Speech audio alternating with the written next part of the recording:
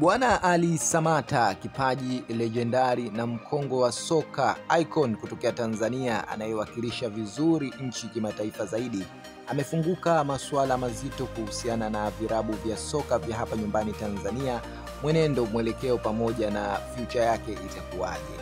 Samata ameyazungumza mengi sana, akiwagusia baadhi ya wachezaji pamoja na virabu ambavyo sasa hivi vimekuwa na improvement, yani mabadiliko pamoja na mwendelezo mzuri ukilinganisha na misimu pamoja na miaka iliyopita. Akiongelea klabu ya Young Africans, amemzungumzia mchezaji Maxi Mpia Nzengeli ambaye asili yake ni huko kwa Wakongo.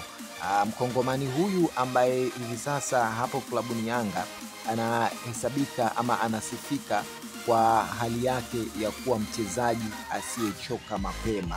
Wengi hupenda kumuita mchezaji mwenye asili ya mapafu ya mbwa, na hiki ni kutokana na kile ambacho anakionyesha. Maxi anapokuwa dimbani, mara nyingi ukimfuatilia katika steps zake za uchezaji, huwa ni mchezaji anayezunguka karibia uwanja wote, na hakuna mchezaji wa Yanga mwenye uwezo wa kufanya kile ambacho Maxi anakifanya. Anasifika kwa sifa ya hard working player.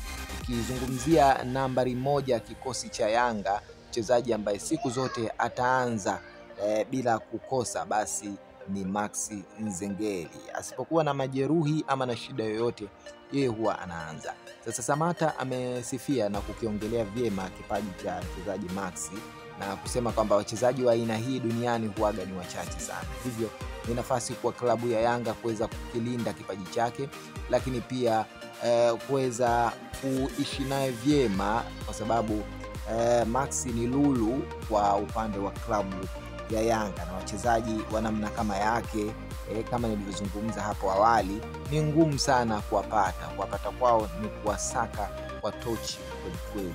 Ni jitihada kubwa, na pongezi pia ziende kwa klabu ya Yanga kwa makubwa ambayo wanayafanya, na pia Samata ameweza kutabiri Yanga kuweza kuvuka na kufika mbali sana, kwa sababu kadiri siku zinavyozidi kusonga ndivyo ambavyo mabadiliko makubwa na yenye nguvu yanajitokeza hapa klabuni Young Africans. Unayachukuliaje haya maneno ya Bwana Ali Samata na unayapa asilimia ngapi?